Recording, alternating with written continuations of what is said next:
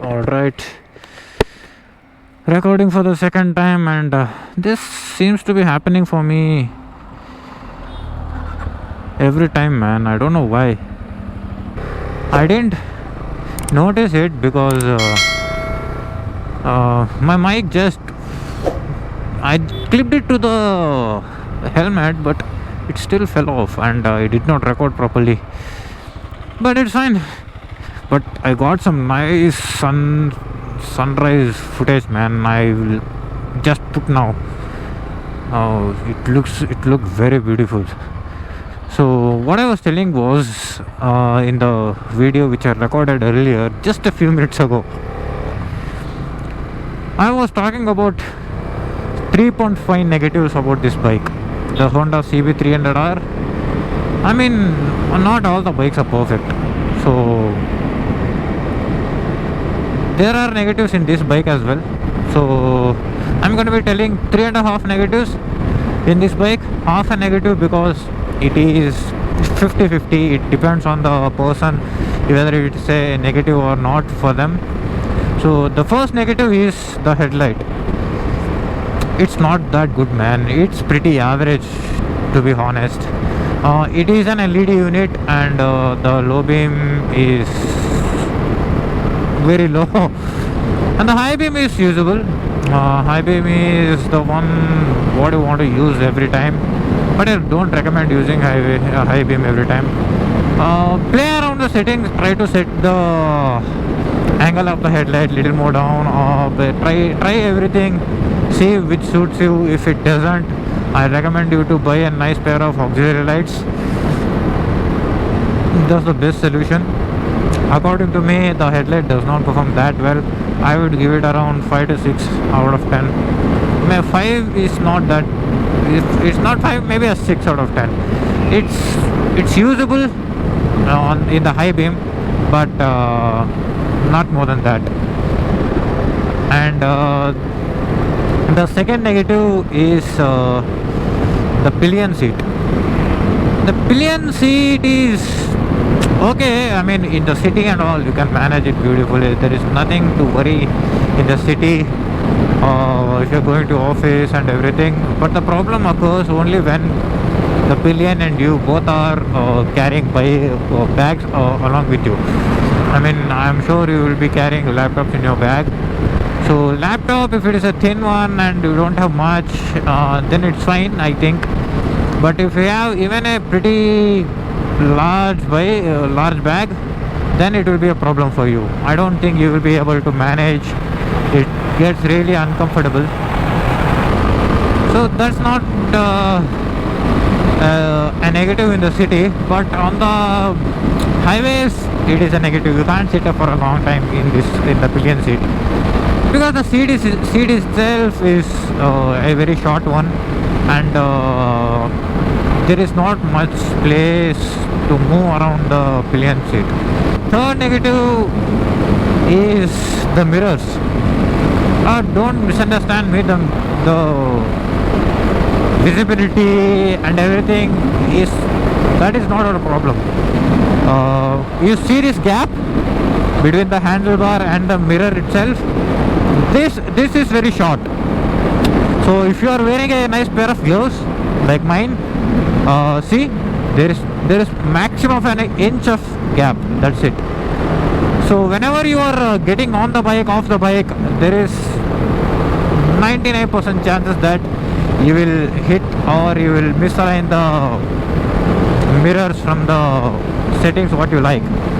So I recommend you to either get a pair of nice aftermarket mirrors. Don't go for the bar-end mirrors. Those are useless.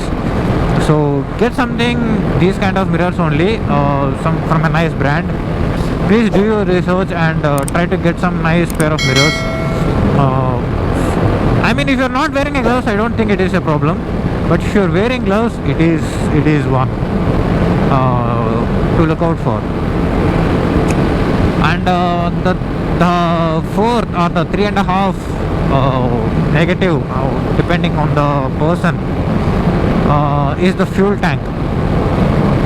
Fuel tank is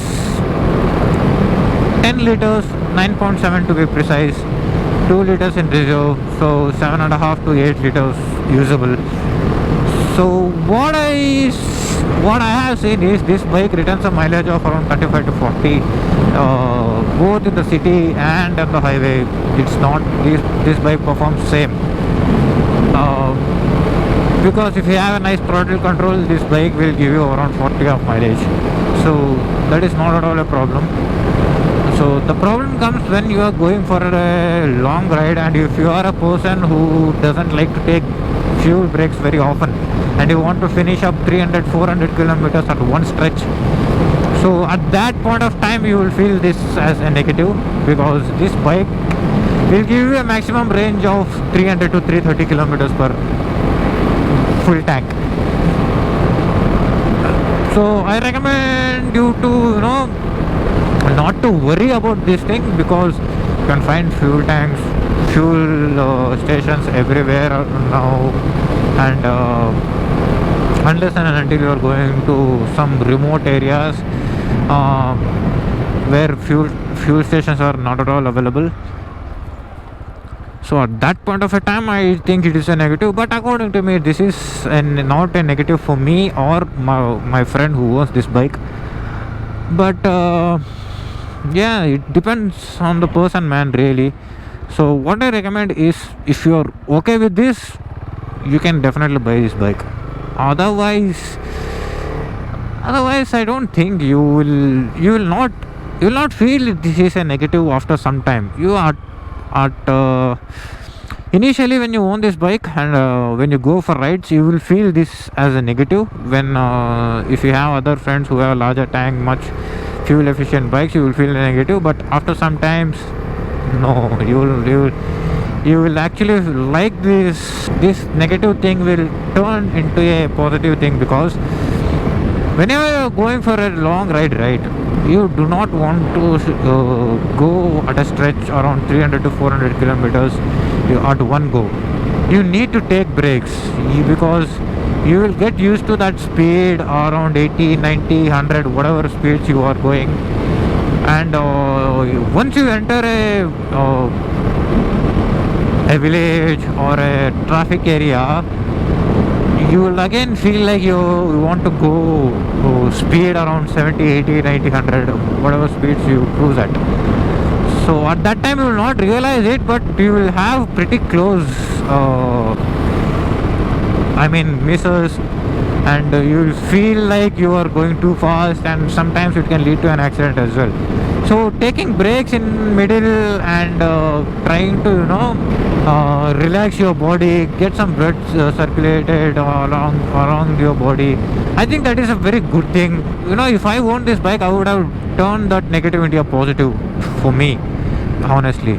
Another thing what I want to add to the pillion seat, it comes under that thing only. The grab handles is not that great, man. So it's just under your ass, and the first time you sit, you will not be able to guess where are the grab handles, because it is integrated under the seat, and it does not protrude outside much like my CBR 250R. So be careful for that. And if you're buying this bike, try to get a backrest for the pillion, because that will give a nice support for the back, as well as to hold on to something, because the amount of torque this bike produces, you definitely need something to hold on as the pillion. So if you don't have that, I highly recommend you to get this bike. Doesn't have a backrest, because I am okay whenever I'm sitting as a pillion, or my friend is okay whenever he is sitting as a pillion, because you know where to slow down, how to accelerate. But for a lady it will be a problem, so please try to get a backrest. It doesn't cost you much. So these are some of the negatives what I found in this bike. 3.5 depending on the person.